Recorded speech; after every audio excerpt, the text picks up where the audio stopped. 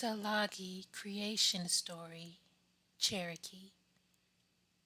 Many, many moons ago, in the beginning of time, the earth was all water. There was no land. All the four-leggeds, all the animals, all the winged ones lived up in the sky on the clouds. They were waiting for the land to dry, but it would not dry.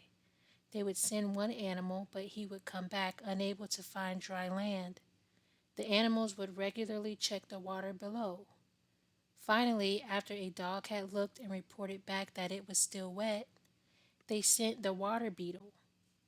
The water beetle dove into the water, grabbed a handful of mud at the bottom, brought it up and placed it on top of the water, and it started to dry, started to build land. He brought more and more, and still they waited for it to dry. Still they waited and waited.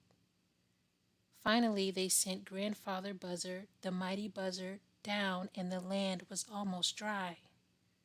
As the buzzard flew, he'd fly down close to the land, and every time he would flap his mighty wings, he would form a mountain and a valley. That's why the Cherokee land has mountains and valleys in it today. All the animals came down and settled on earth. After they did, they realized they had no light. So they called to Grandfather and asked would he give them light, and he did. He brought to them the sun. He put the sun down right by the ground, and it was too hot for the animals. So they pushed and pushed till finally they got it far enough that it would not burn all the time.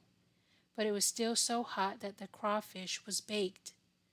That's why if you look at him today, he is red from the sun being too close. Finally, they got the sun far enough out so it would not burn and we would have night. And Grandfather told them, now that I have done this for you, I ask that all the four-legged and all the animals and all the plants stay awake for 7 days and for 7 nights. This is why today, when a warrior goes to cross his manhood, he fasts and sweats for 7 days. All the animals and all the plants fell asleep except for some. The owl stayed awake, and that's why he has vision to hunt at night now. The plants, the Douglas fir, the cedar, the pine, and a few others stayed awake for 7 nights and for 7 days. That's why only these among all the plants are allowed to stay green all the year round. The other plants fell asleep and so must sleep part of every year. Such was the beginning of our lands as told by a Cherokee grandmother to her grandson.